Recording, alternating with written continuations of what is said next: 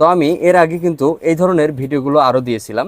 যেমন এই যে দেখতে পাচ্ছেন এটি একটি লাইট কিন্তু, তো এটার ভিডিও কিন্তু আমি অনেক আগেই দিয়েছি আপনাদেরকে, এটিতে কিভাবে কি করতে হয়। অর্থাৎ এটি এই লিথিয়াম ব্যাটারিগুলো ইউজ করলে তাহলে অবশ্যই কিন্তু 3.7 ভোল্টের বিএমএস ব্যবহার করতে হবে। আবার যারা কিনা মোবাইলের ব্যাটারি দিয়ে এই ধরনের লাইটগুলো তৈরি করতেছেন তারা অবশ্যই কিন্তু এখানেও এই বিএমএসগুলো কিন্তু ব্যবহার করতে পারেন। তো যারা কিনা এই ধরনের সার্কিটগুলো ব্যবহার করেন তারা কিন্তু মোবাইলের ব্যাটারিতে শুধু করতে পারবেন, কেননা আমরা সাধারণত জানি মোবাইলের কানেক্টরের মধ্যে কিন্তু বিএমএস সার্কিট লাগানো আছে। সেক্ষেত্রে এই সার্কিটটি যদি আপনারা লাগাই দেন তাহলে তেমন একটা ক্ষতি হবে না। আর আপনারা সরাসরি যদি এই ধরনের লিথিয়াম ব্যাটারিগুলোর মধ্যে আপনারা এই সার্কিটটি লাগিয়ে দেন তাহলে কিন্তু এই ব্যাটারিগুলো ক্ষতিগ্রস্ত হয়ে যাবে, অর্থাৎ অতি তাড়াতাড়ি নষ্ট হয়ে যাবে। আশা করছি বুঝতে পারছেন। লিথিয়াম আয়ন ব্যাটারির মধ্যে এই ধরনের সার্কিটগুলো ব্যবহার করবেন।